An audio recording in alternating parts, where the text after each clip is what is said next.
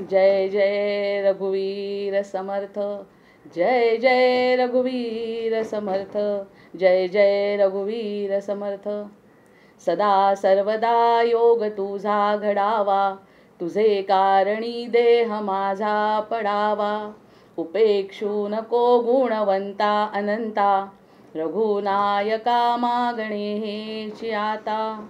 हनुमंतांची कुळवल्ली राम मंडपा वेला गेली, श्रीराम भक्तीने फळली, रामदास बोले या नामे।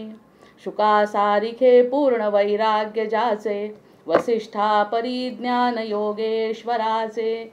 कवी वाल्मिका सारिखा मान्य ऐसा, नमस्कार माझा सद्गुरु रामदासा। जयाचा जगी जन्म नामार्थ झाला, जयाने सदा वास नामात केला। जयाच्या मुखी सर्वदा नाम कीर्ती, नमस्कार त्या ब्रह्म चैतन्य मूर्ती। नेत्राने गुरुराज मूर्ती आपुली, मी जे धवा पाहिली।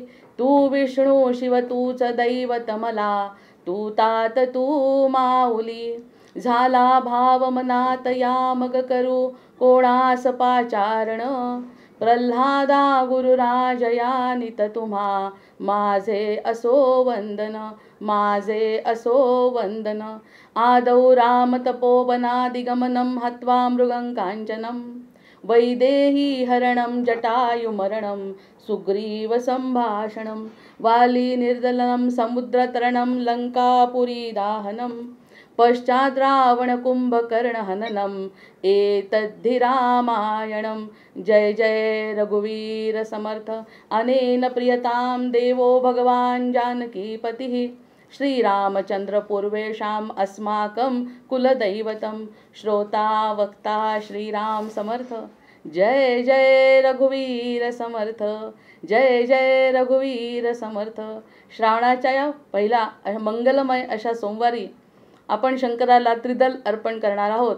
ते कोणतं त्रिदल आहे ते श्रोत्यांनी कृपया मला शेवटी वैयक्तिक सांगावं, अशी मी त्यांना नम्र विनंती करते। कारण आत्तापर्यंत मी काय बोलते आणि किती मुद्दे मांडते याची आत्तापर्यंत सगळ्यांना कल्पना आली असेल।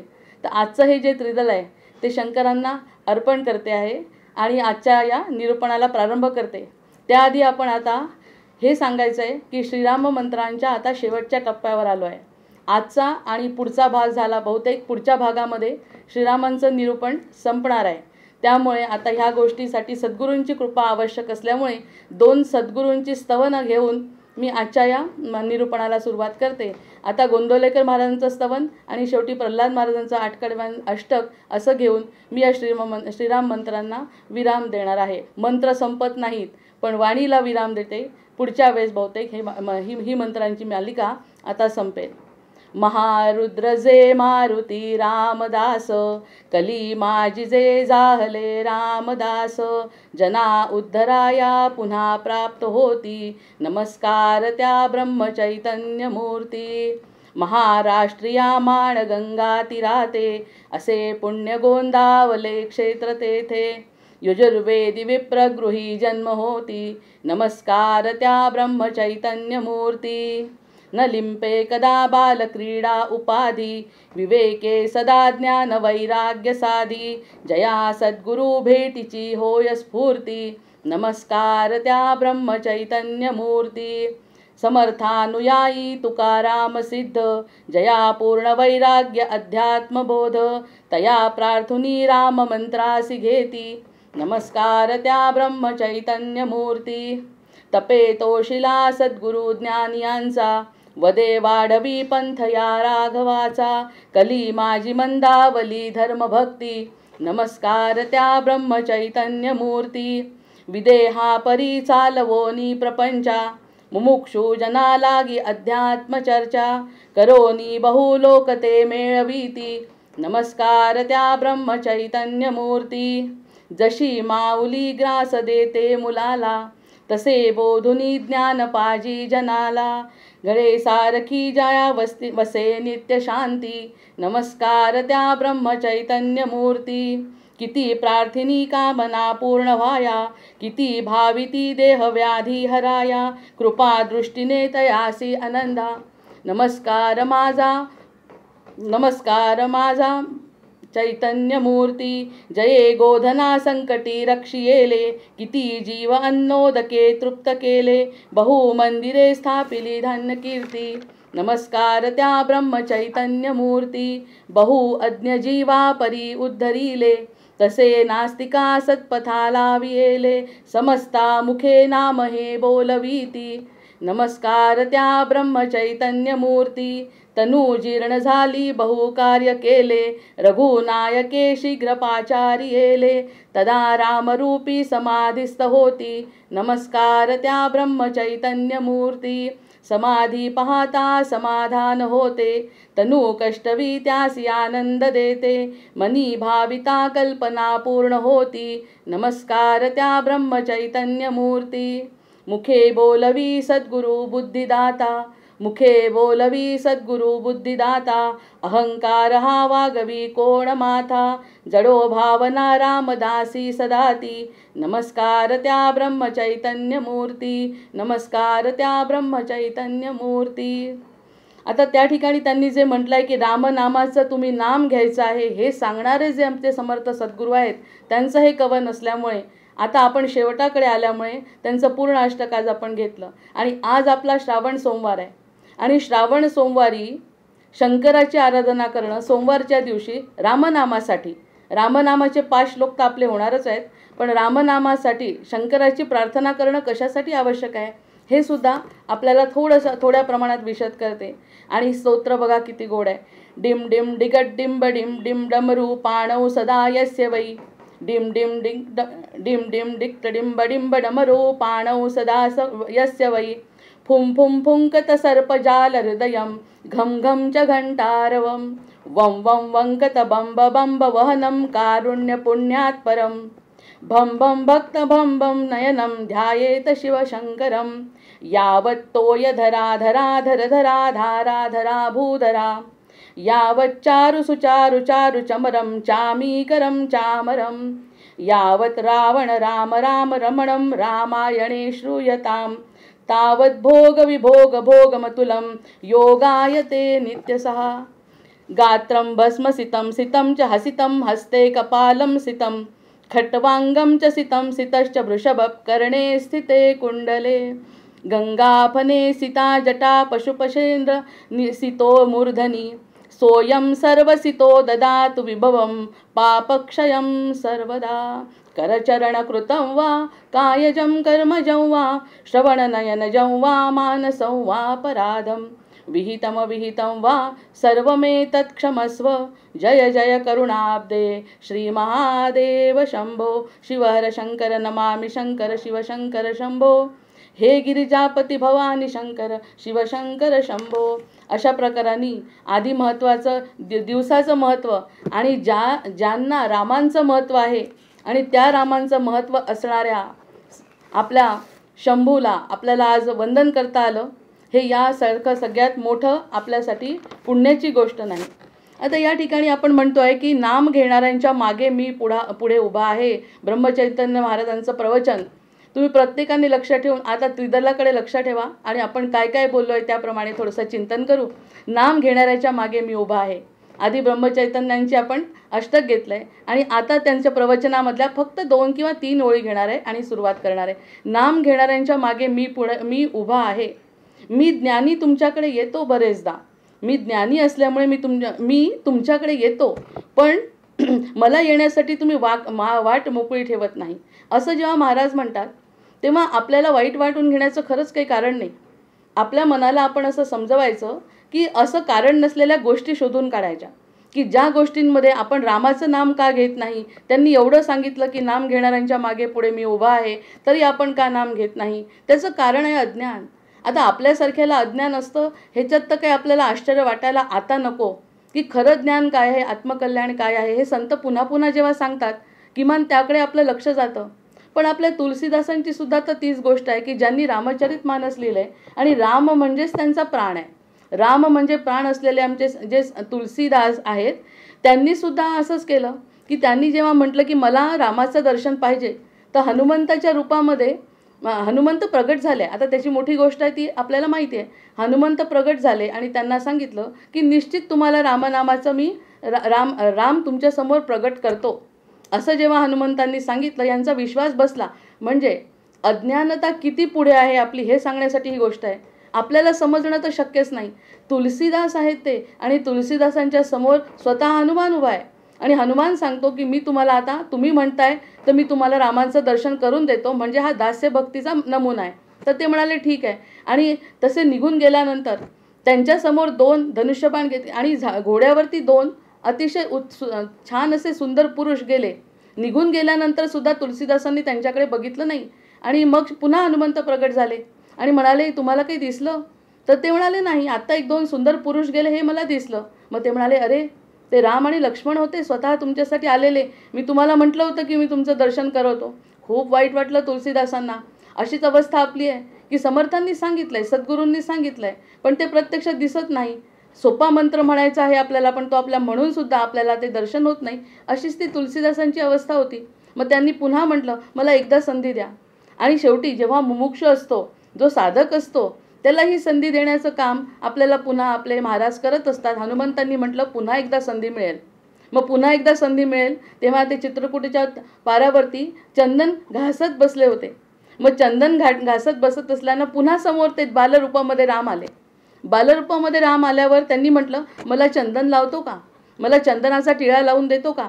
त्यांच्या लक्षात आलं नाही किंवा कदाचित येणार नाही असं हनुमंतांना वाटलं. आणि आजची संधी तरी निघून जाऊ नये त्याची काळजी आपले हनुमान कसे घेत आहेत. त्यांनी म्हटलं चित्रकूट के घाट पर भई संतन की भीर, तुलसीदास चंदन घिसे तिलक घेत रघुवीर, सियावर रामचंद्र की जय. म्हणजे असं म्हणून शेवटी त्यांनी सांगितलं अरे तुझ्यासमोर मी रामाला प्रगट केला, राम आलेत स्वतः चंदन लावून घेण्यासाठी, पण तुझं लक्ष कुठे आहे?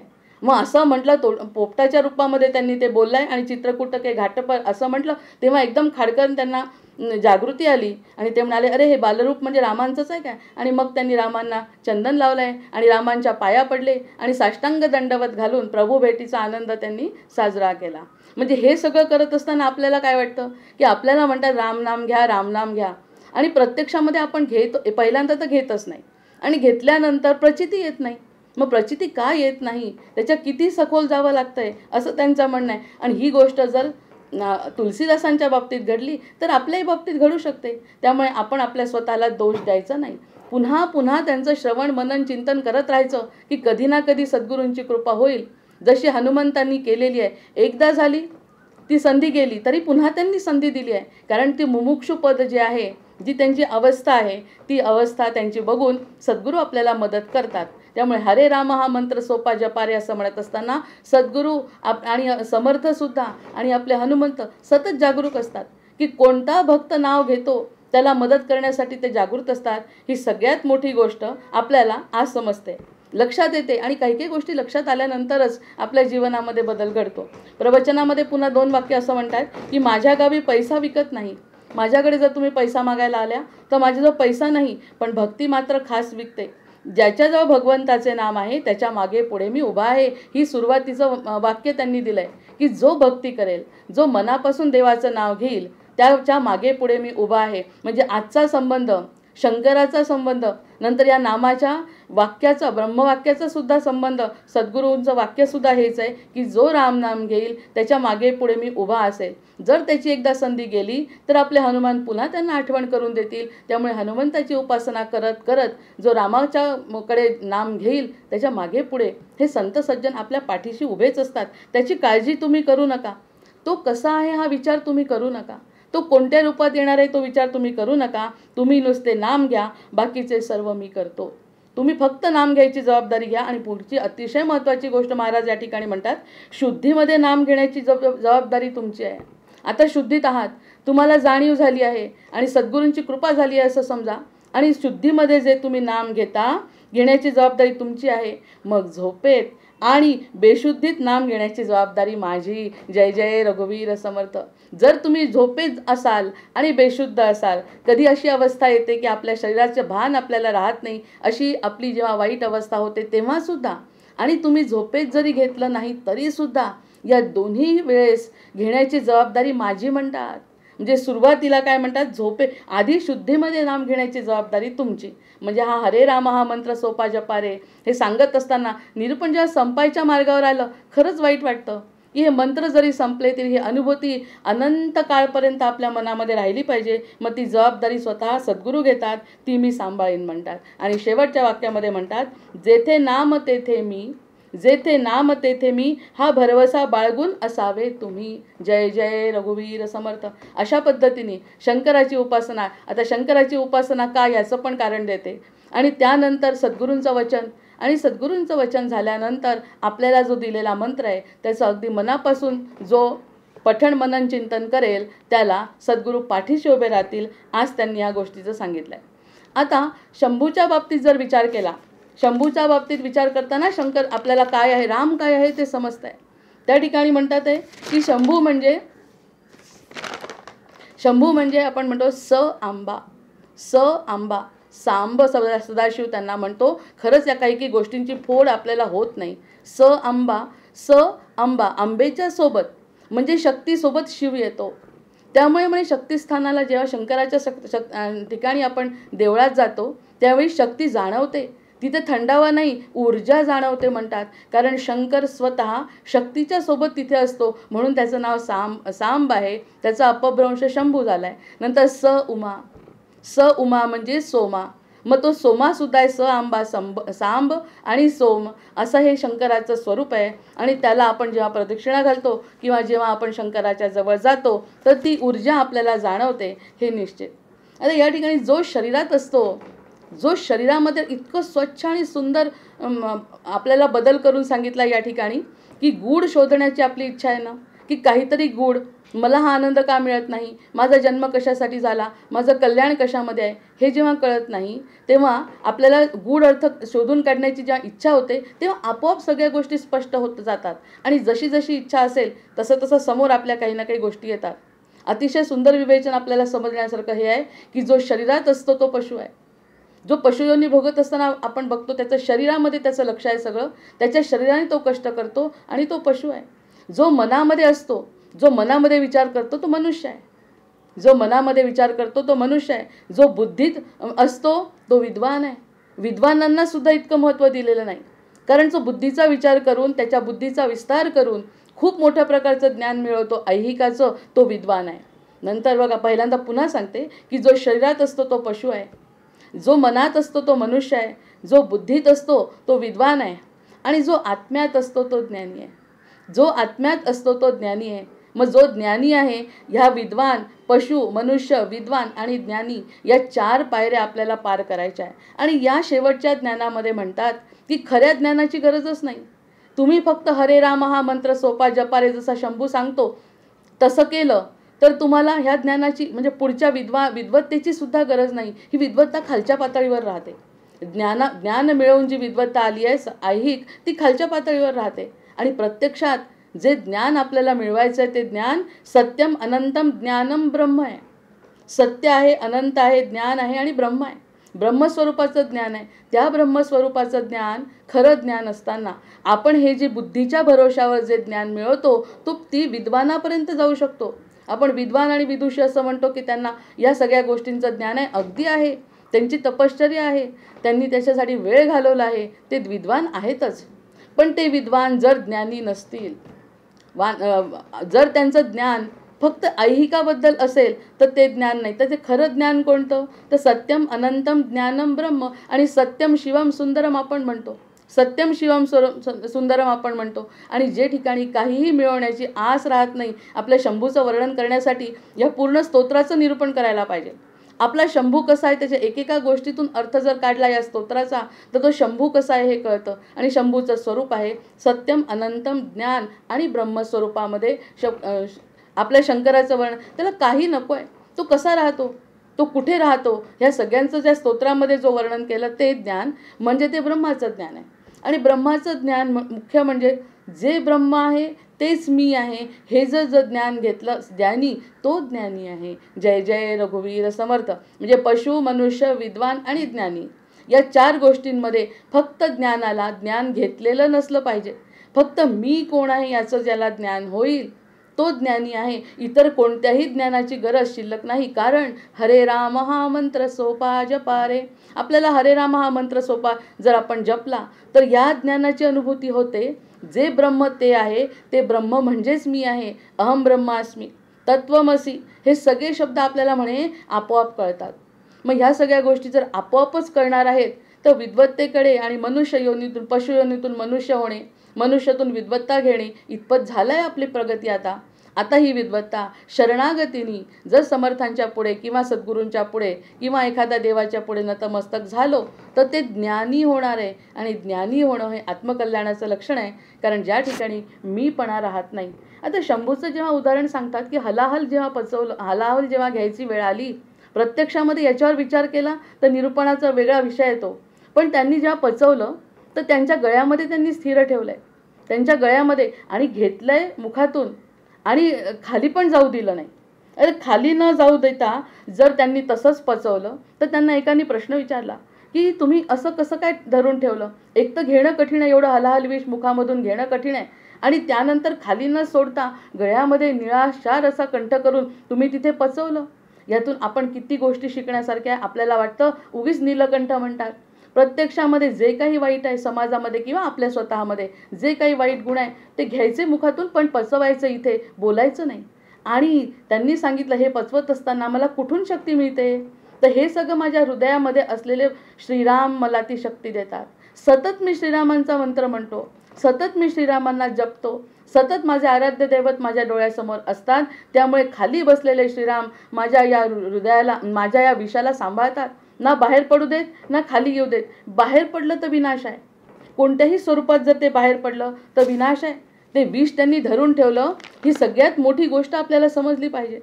कोणी धरून ठेवलंय? हे सगळं शंकरांनी धरून ठेवलंय.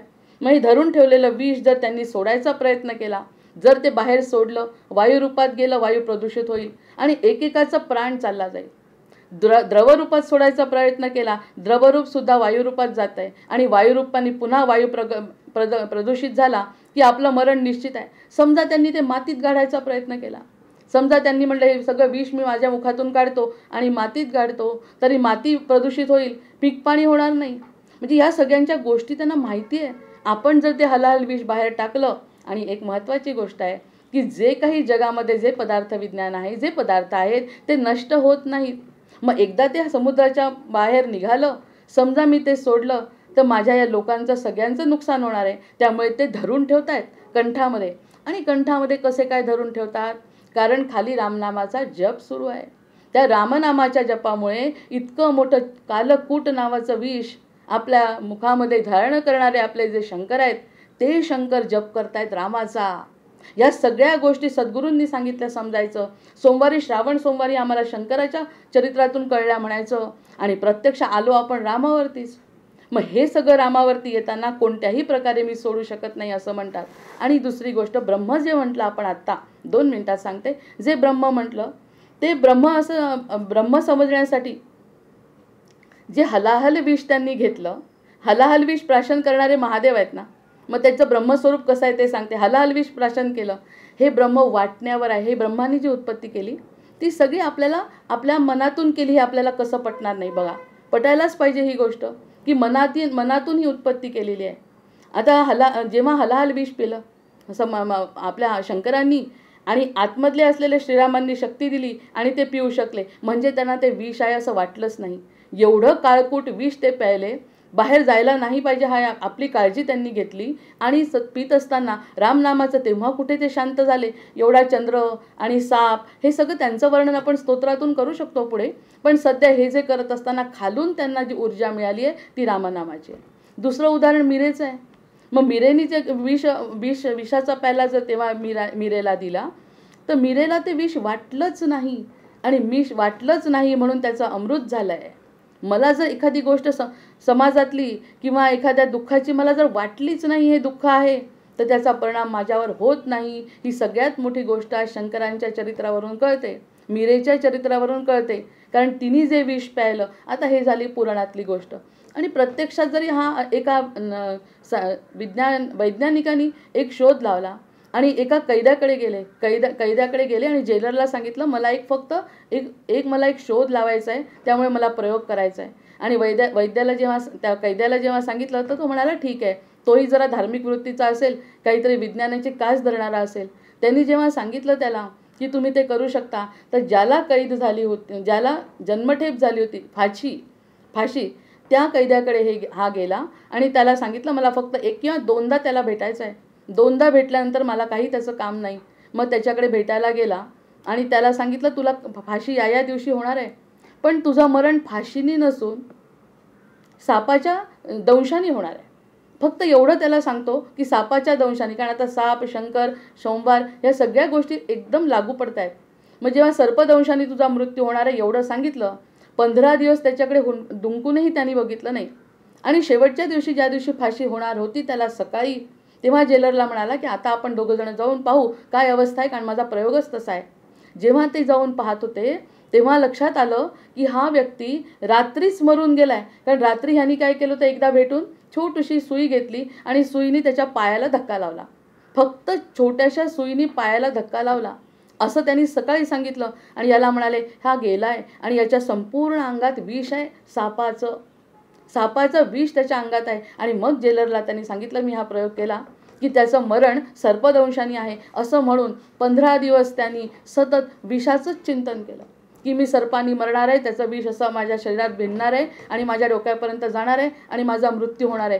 फाशी सांगितलेली असून सुद्धा फाशीच्या आधीच तो सर्पदंशाने मेला. मग ही एका विचारांची गोष्ट आहे ही. जसा विचार मीरेनी केला की हे विष नसून अमृत आहे, अमृत झालं.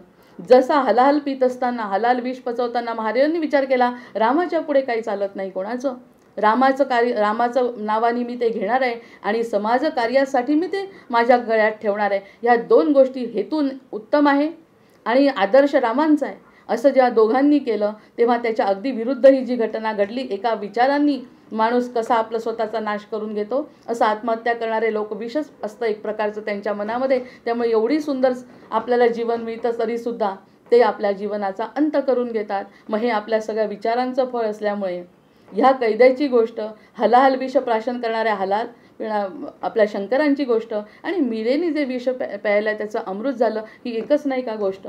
मग या सगळ्या गोष्टी लक्षात आल्यानंतर आपला विचार काय असला पाहिजे. ते म्हणतात राम माझ्या मनात बसतात, जे राम हे अक्षर तत्व आहे. आता तर हे शेवटचं सांगते आणि माझ्या ह्याला सुरुवात करते. राम हे अक्षर तत्व आहे. राम हे त्या अक्षरामध्ये बसलेलं आहे. हे ज्ञान ज्याला झालं. आता कोणतं ज्ञान आहे? 4 पैकी पशु सांगितला, त्याच्यानंतर मनुष्य सांगितला, विद्वान सांगितला आणि ज्ञानी सांगितला. त्यापैकी ज्ञानी व्हायचं असेल तर आपल्याला राम ह्या अक्षरामध्ये अक्षर तत्व आहे, अक्षर ब्रह्म आहे. आज विनायक एकादशी सुद्धा असल्यामुळे आपल्या गणपतीचे आशीर्वाद घेऊन ह्या अक्षर ब्रह्माला ओळखूया. गणपतीला म्हणा बुद्धी दे गणनायका असं म्हणत ह्या अक्षर ब्रह्माला ओळखू. आणि अक्षर ब्रह्म म्हणजेच रामतत्व आहे हे शंकरांनी पण सांगितलं, मीरेच्या उदाहरणावरूनही दिसलं. हेच जे ज्ञान आहे ते आपल्याला परमात्म्यापर्यंत नेतं असं सद्गुरू सांगतात, आपले शिव सांगतात. या सगळ्या गोष्टींचा तरी आपल्याला विचार झाला पाहिजे. तेव्हा कुठे या राममंत्रांच्यावरती सुपीक जमिनीची पेरणी करता येईल. आणि सुपीक जमीन कोणती? श्रद्धा, भक्ती आणि विश्वास. श्रद्धा, भक्ती, विश्वास जर भगवंतावरती असेल तर या पेरणी होईल आपल्या हृदयामध्ये. कोणत्या नावाची? रामांच्या नावांची, जे समर्थ आपल्याला सांगतायत. हरे राम हा मंत्र सोपा जपाचे. मग ह्या सगळ्या गोष्टी सांगितल्यानंतर आता बाकी श्रावणाच्या खूप खूप शुभेच्छा. शिवतत्व, रामतत्व, अक्षरतत्व आपल्याला त्यांच्याच कृपेने कळो आणि मिळून या मानव जन्माचं आपलं सार्थक होवो असं म्हणून आजच्या या आपल्या राममंत्रांना सुरुवात करते. 36वा अलंकार आहे आपला, 36वा श्लोक आहे. अलंकार नाना तनु सज्जवितो, मनी दर्पणी पाहुनी रंजवितो, कळे ना जळे सर्पणी रूप ते हरे राम हा मंत्र सोपा जपारे. यावरती विवेचन मागे झालंय की आपलं रूप आपण दर्पणात बघण्यापेक्षा, आरशामध्ये बघण्यापेक्षा देहरूपाच्या आरशात जर बघितलं त्याचं सर्पण होणार आहे आणि त्याचा विलय शिवशंकर करणार आहेत. शिवशंकरांना तो अधिकार आहे. आणि शिवशंकरांच्या पुढे रामतत्व असल्यामुळे रामाचा जर जप केलं तर शिवतत्व आपल्याला अगदी तारून आपल्या रामापर्यंत नेईल. इथपर्यंत आपलं विवेचन मागे झालंय. 37. बहुद्रव्य गाठी पुन्हा मेळवीसी, गुरु विप्रबंधू कसे चाळवीसी, दुराशा कशाला मशाला पुढे रे, हरे राम हा मंत्र सोपा जपा रे. इतकं द्रव्य गाठीला आहे आता त्यांनी सांगितलंच आहे की आमच्याकडे गोंदावलेकर महाराजांच्या प्रवचनात आज म्हटलंय, माझ्याकडे पैसा नाही, माझ्याकडे पैशाची श्रीमंती नाही, पण माझ्याकडे जी श्रीमंती आहे ती भक्तीची श्रीमंती आहे. एकदा जर तू माझ्याकडे आला तर मी रामतत्वापर्यंत तुला नेतो. आणि प्रत्यक्षात आपण काय करतोय, बहुद्रव्य गाठी पुन्हा मेळवीसी, पुन्हा पुन्हा द्रव्याच्या गाठी आपण बनवतो आणि त्या गाठींमध्येच आपण अडकून राहतो. हे खरं बंधन आहे. आणि हे सांगत असताना सद्गुरूंचे विचार आपल्याला जर पटले तर तो सुवर्ण योग आपल्या जीवनात आला असं म्हणायला हरकत नाही. जरी क्षीण देहा परिवृद्ध काळी, करी ती स्त्रिया सूत नातू टवाळी.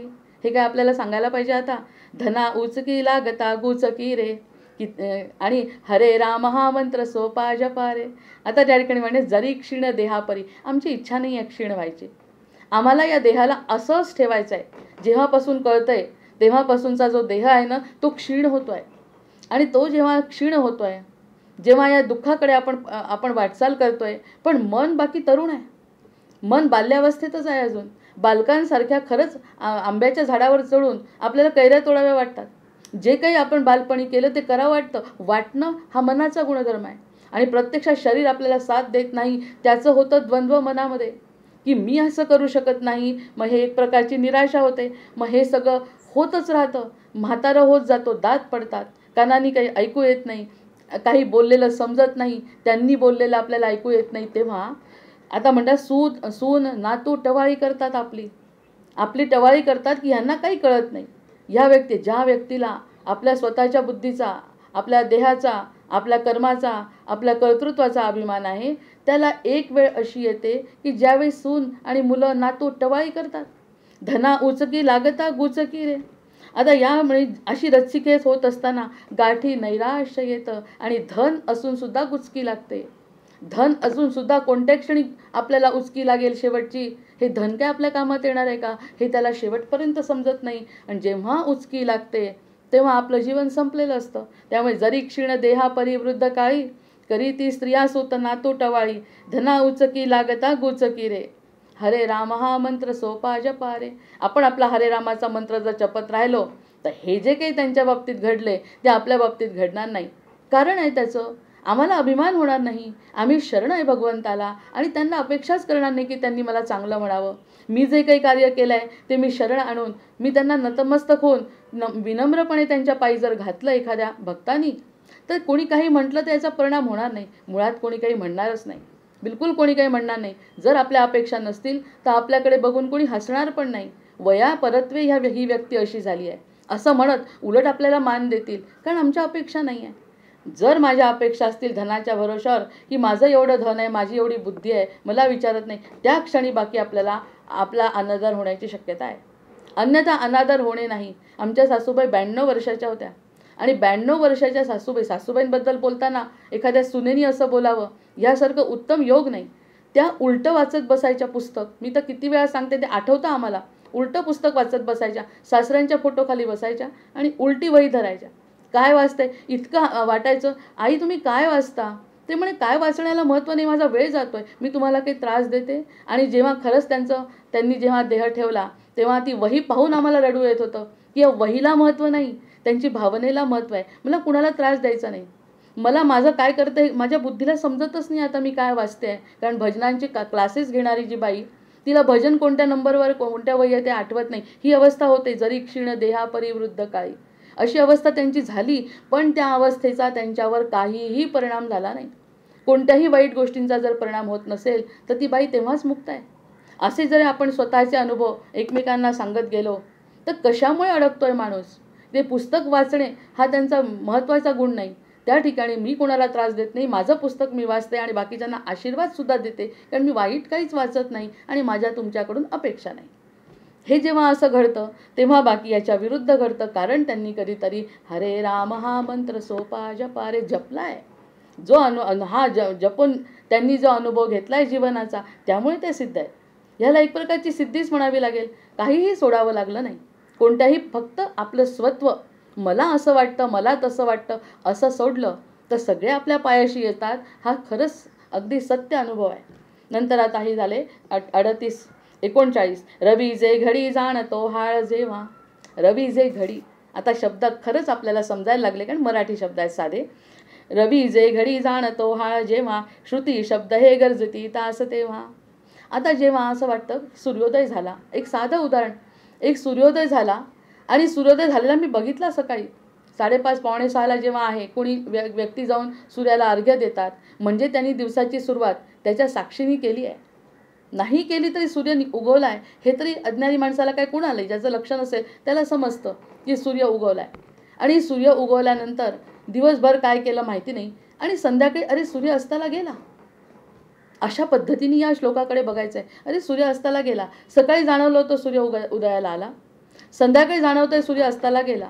मग समर्थ त्या ठिकाणी असं म्हणतात, जर तू बघितलं होतं त्याचा उदय झाला होता, जर तू बघितलंय त्याचा अस्त झालाय, मग ह्या दिवसभरात या 6 किंवा 8 तासात तू काय केलं, ह्याचं उत्तर दे. गेला ना वाया आजचा दिवस. ती घडी म्हणतात ते खरंच आपल्या जीवनामध्ये ती घडीच आहे एक प्रकारची. कारण 1990 सालचं काय आठवत आहे आपल्याला आता, 1990 साली काय केलं त्याचा काहीच परिणाम, आणि जे केलं ते नुकसानदायक आहे, त्याच्या अपेक्षा करता येत नाही आहेत. 90 साली जे केलं ते विसरायचं आहे आपल्याला. मग 90 साली आपल्या हातात काय पडलं, 90 म्हणजे एक रिप्रेझेंटेटिव्ह उदाहरण घेते की ज्या ठिकाणी आपल्याला काय पडलं आहे हातात 90 साली, आठवायला पाहिजे ना. उलट या क्षणी जर मला सूर्य उगवलेला दिसला, त्याला अर्घ्य दिलेलं दिसलं, दिवसभर त्याचं मनन चिंतन केलं आणि चांगली कामं करत रामाचं चिंतन करत जर दिवस घालवला, माझ्या हातात खूप समाधान पडलं.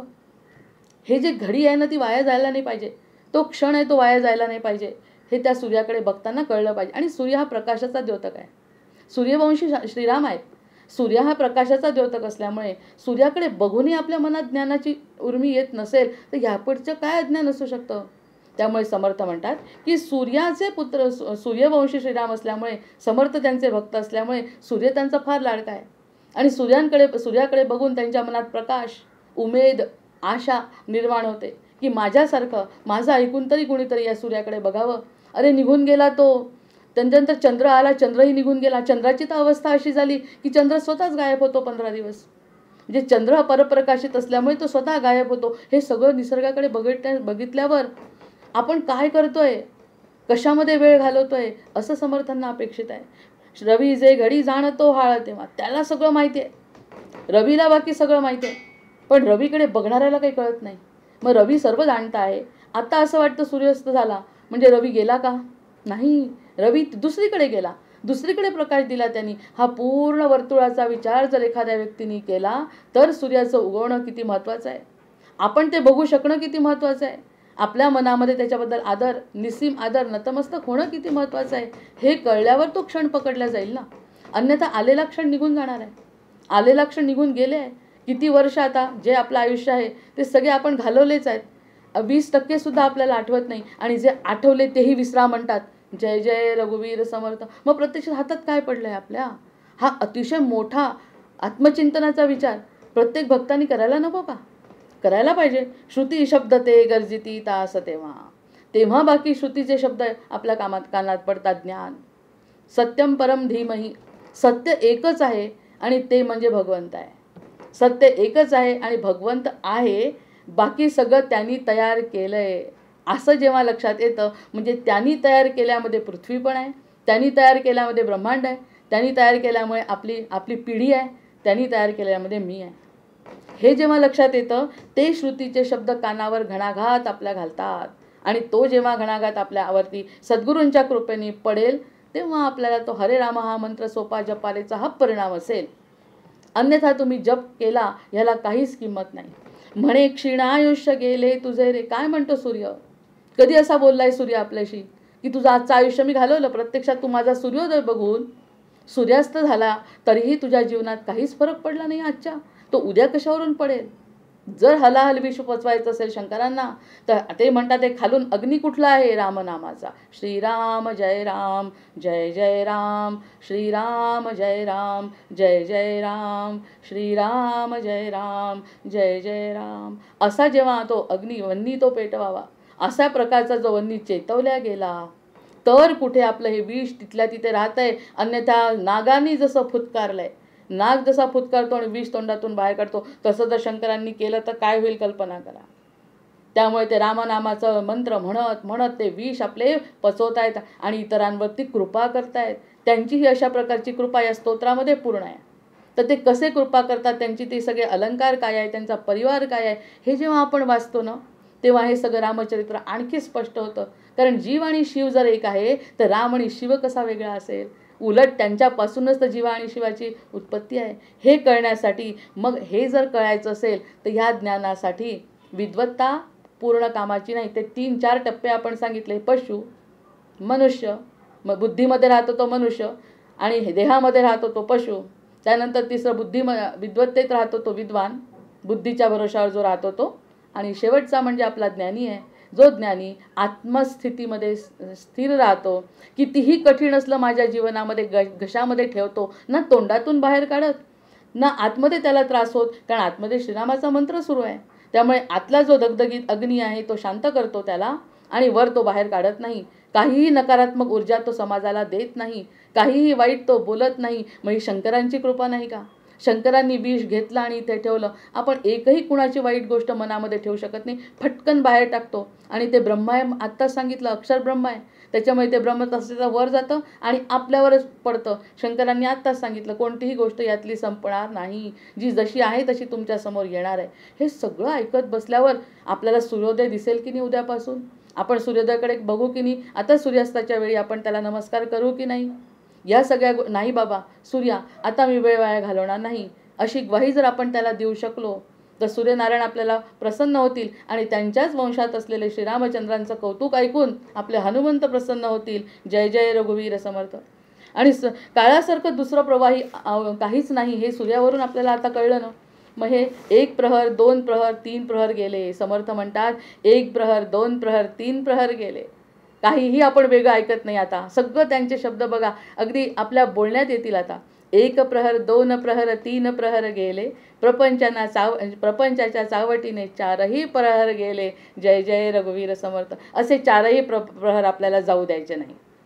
एका तरी प्रहरामध्ये, निदान सकाळच्या तरी प्रहरामध्ये जेव्हा सूर्य उगवला त्या प्रहराचा तरी 1%, 4 मधला 1% जरी आपण त्यांना देऊन हरे राम हा मंत्र सोपा जपारे जर आपण त्यांचं ऐकलं तर सूर्यनारायणाचा एक पळ आपल्या हातात लागेल ना. 1 पळ हातात लागेल. दास म्हणे तासभरा स्मरण कळा देतो, दास म्हणे तासभरा स्मरण कळा देतो, क्षणोक्षणी राम म्हणा म्हणून झणकारितो. म्हणून तो सूर्य सांगतो, मी जसा घड्याळाचे काटे असतात ना, घड्याळाचे काटे शेवटी 1 तासाचा टोला देतात. 1 तासाने सांगतो काय तो घड्याळ? आमची आजी म्हणायची तेव्हा पटायचं नाही की ते काय सांगतं. 1 तास गेला, तुझा वाया गेला का सत्कारणी लागला याचा उपयोग कर. 1 तास गेलेला आहे जो पुन्हा येणार नाही. नदीतलं पाणी जसं पुढे जातं आणि पुन्हा त्या ठिकाणी आपल्याला ते पाणी मिळत नाही, तसा काळ एकदा का जीवनातून गेला तो 1 तासाचा की तो आपल्याला पुढे येत नाही. मग त्यामुळे तो जो ठोका आहे तो ठोका म्हणजे कुणाचा आहे? हरे राम हा मंत्र सोपा जपारे. अरे हा मंत्र म्हणजे सूर्योदयाच्या वेळी निदान 1 तास तरी, किंवा सूर्यास्ताच्या वेळी, किंवा रात्री प्रहरातल्या 4 प्रहरांपैकी एका प्रहरात तरी तू हरे राम हा मंत्र सोपा जपारे म्हणशील तर तो ठोका जसा काळाचा आठवण करून देतो तशी मी तुला आठवण केली समज आणि तुझ्या जीवनाचं सार्थक करून घे. 40वा श्लोक. कशी जन्मुनी मायत्वा वांझ केली. ह्याच्यावरती मोठं निरूपण आहे जे पुढच्या वेळेस करते. कशी जन्मुनी मायत्वा वांझ केली, कशी लाजवंशा कुळाला वियेली, भूमी भार धोंडा पशु हा खरा रे, हरे राम हा मंत्र सोपा जपारे. इतके चिडले आहेत आता समर्थ या ठिकाणी. इतके आणि असे वाईट शब्द जेव्हा वापरतात ते की वांझ वगैरे आईला केलंय असे शब्द जेव्हा वापरत असतील त्यांच्या मनाला किती यातना झाल्या असतील त्याच्यावरती विशेष निरूपण पुढच्या भागात करते. आणि बहुतेक शेवटचा भाग आहे. तर त्यावेळीच्या त्या निरूपणामध्ये समर्थांचा थोडासा राग पण जाणवतोय की मी किती वेगवेगळे उदाहरणं दिले तुला. आता मी शंकर सांगितला, मी सद्गुरूंच्या समोर तुझ्या पाठीशी आलो, तुला संधी दिली, सगळं सांगून पाठवलं, बुद्धी मीच दिली आहे तुला, त्या बुद्धीचा उपयोग कर रे. आणि फक्त कोणतीही गोष्ट शिकू नको, ना रामायण ना महाभारत. मी तर म्हणते सुरुवातीला ते म्हणतात काहीही करायची गरज नाही, फक्त सद्गुरू कृपा झाली आणि छोटासा मंत्र जो आपल्याला सद्गुरूंनी दिलाय हरे राम हे म्हणत असताना मी फक्त रामाबद्दल बोलते असं गृहीत न धरता जे कोणतं आपलं आराध्य दैवत असेल, जे कोणते आपले सद्गुरू असतील, त्या सद्गुरूंच्या मुखातून शाल टाकून जो मंत्र देतात त्या मंत्राला हृदयापासून जपा. जेव्हा आपण हृदयापासून जपू तेव्हा कंठात असलेलं विष, आपल्या कंठातलं विष बाहेर पडणार नाही आणि खालीही आपली जसं शंकरांची आराधना चालली आहे तशा आराधनेत आपण आपलं जीवन जगू शकू. ह्यावरती आता ठाम असायला 3 गोष्टी आज आपल्याला कळल्या आहेत, त्यामुळे आपण त्यावरती ठाम असायला हरकत नाही. भर्जन भव बीजाचे, अर्जन सुख संपत्तीचे, तर्जन यमदूताचे, राम गर्जन बोला राम राम राम, बोला राम राम राम, बोला राम राम राम. आवाहनं न जानामि तवार्चन, पूजांचैव न जानामि, क्षम्यतां परमेश्वर, क्षम्यतां परमेश्वर, क्षम्यतां परमेश्वर.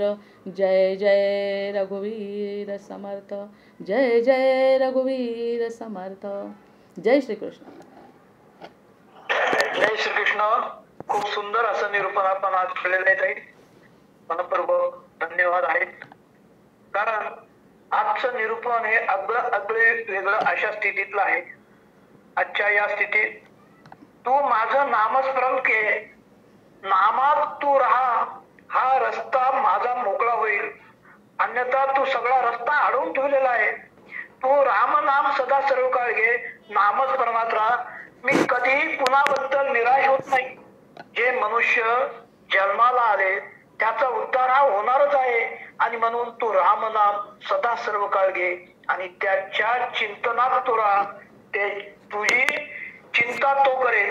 भगवंताचं नाव, त्याच्या नामा मागे पुढे मी सदा सर्व काळ उभा आहे.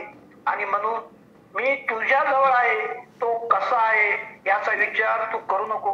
तुम्ही नुसते नाम घ्या, बाकीचे सर्व मी पाहतो. ते पहिले 4 प्रहर तू नाव घे, रात्रीचे प्रहर मी पाहतो. असे गोंदवलेकर महाराजांनी सुद्धा आपल्याला आश्वस्त केलेला आहे. याचा सगळा संदर्भ शंकराचं विष, नीलकंठ हे उदाहरण आपण दिलात. पुन्हा कृष्ण भक्त मीरा तिचंही उदाहरण आपण दिलात. खूप सुंदर अशी उदाहरणं आपण दिलेत. आणि आजचं निरूपण खूप सुंदर असं आपण केलात. मनपूर्वक धन्यवाद. अशीच निरंतर सेवा आपल्या या चैतन्य सत्संगामध्ये सदा सर्व काळ आपली होत राहू हीच प्रभू रामचंद्राच्या चरणी सत्प्रार्थना व्यक्त करून या ठिकाणी मी थांबतो.